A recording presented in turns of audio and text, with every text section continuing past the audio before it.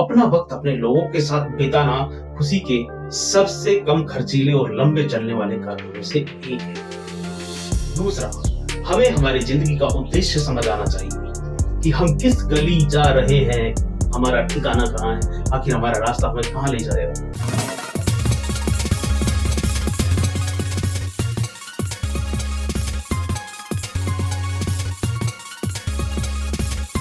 Health, wealth, relationship, parenting and productivity के लिए देखिए ओपी बागड़ी शो। नमस्कार, आदाब, सत श्री अकाल दोस्तों। ओपी बागड़ी शो में स्वागत है आप सभी का।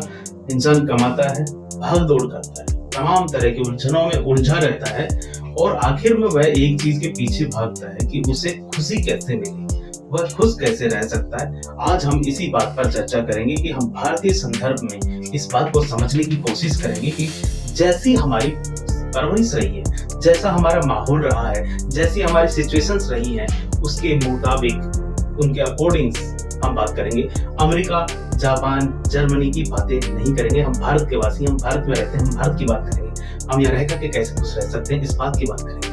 अगर तुम चाहो कि जिंदगी में कभी कोई तुम्हें परेशान ना करे, कभी तुम बीमार ना हो, कभी कोई रिश्तेदार तुम्हारे लिए बुरा ना बोले, तुम चाहो तुम्हारा बॉस तुम्हें कभी ना डांटे, तुम चाहो तुम्हारा मन नहीं कर रहा उसके बाद भी तुम ऑफिस ना जाओ, ऐसा होने वाला नहीं है।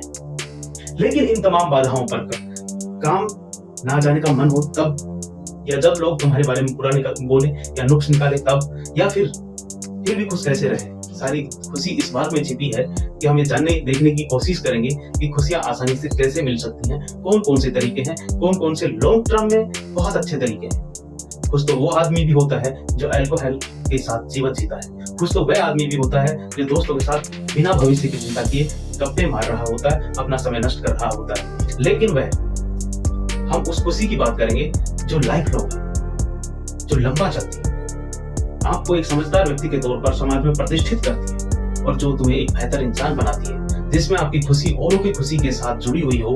खुशी कोई बहुत जटिल प्रक्रिया नहीं है। खुशी एक सामान्य और आसान शब्द है जिसे कोई भी पॉजिटिव व्यक्ति, कोई भी अच्छी सोच वाला व्यक्ति, कोई भी समाज कल्याण की भावना रखने वाला व्यक्ति बहुत आसानी से समझ सकता है। असली खुशी भौतिकवाद में नहीं है।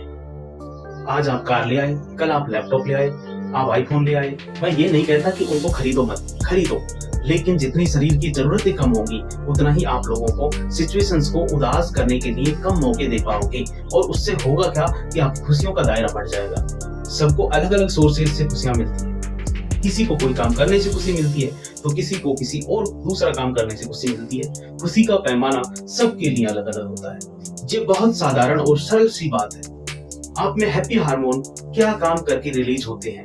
किसी को किसी के साथ अपनी बात शेयर करके खुशी मिलती है, किसी को अच्छा खाना खाने के बाद खुशी मिलती है, किसी को घूमने के बाद खुशी मिलती है, किसी को अपने लोगों के साथ गप्पे मारने से खुशी मिलती है, किसी को शॉपिंग में खुशी मिलती है, तो किसी को किसी एग्जाम में पास होने पर खुशी मिलती है।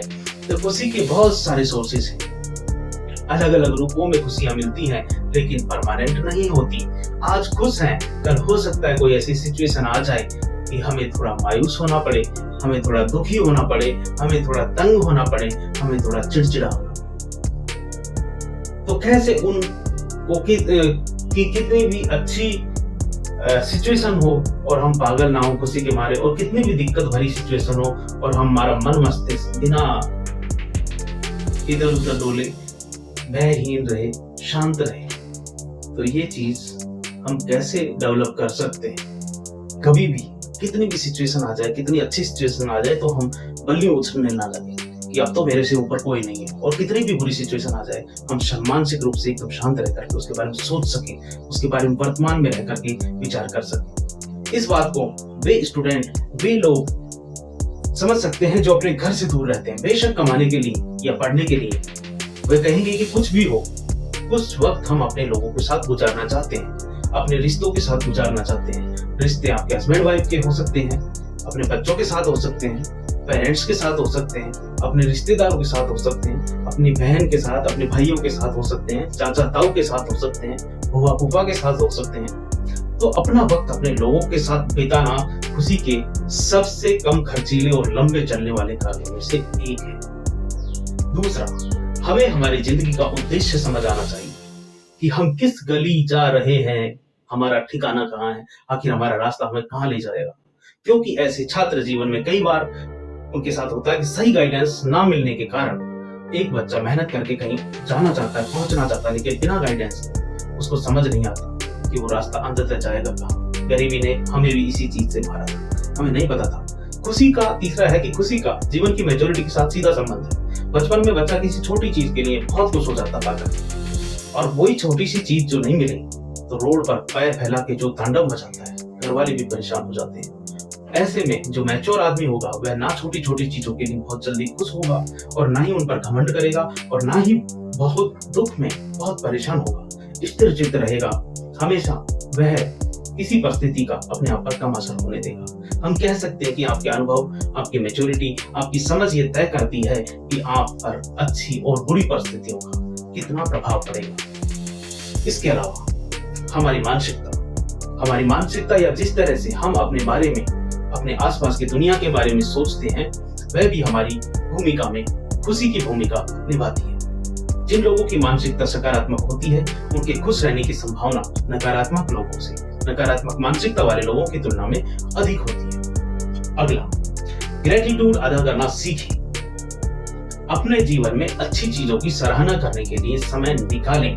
आपको सकारात्मक चीजों पर ध्यान केंद्रित करने और अपनी खुशी के स्तर को बढ़ाने में मदद मिलेगी।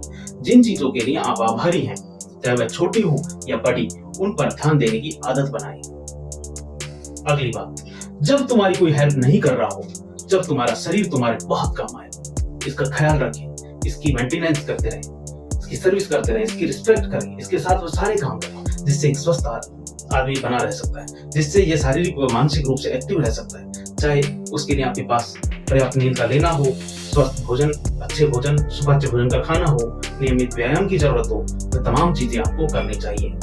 और दोस्तों, खुशी यात्रा है, मंजिल नहीं है। रास्ते में उतार चढ़ाव आएंगे ही आएंगे, लेकिन हमारे द्वारा जो आपके साथ विचार साझा किए गए हैं, उन पर ध्यान देकर आप खुशी के पलों को और ज्यादा बढ़ा सकते हैं, ज्यादा संतुष्टिपूर्ण जीवन जी सकते हैं। आपने मुझे यहाँ तक देखा, उसके लिए आप सभी का विनम्र हृदयपूर्वक धन्यवाद। अगर आपको इससे रिलेटेड कोई क्वेश्चन पूछना हो, कुछ कहना हो, तो आप कमेंट बॉक्स में लिख दीजिए, मुझे बहुत अच्छा लगेगा। आपने यहाँ तक देखने का समय दिया, उसके लिए फिर से आपका धन्यवाद। जय हिंद, वंदे मातरम। दोस्तों नमस्कार, फिर मिलेंगे।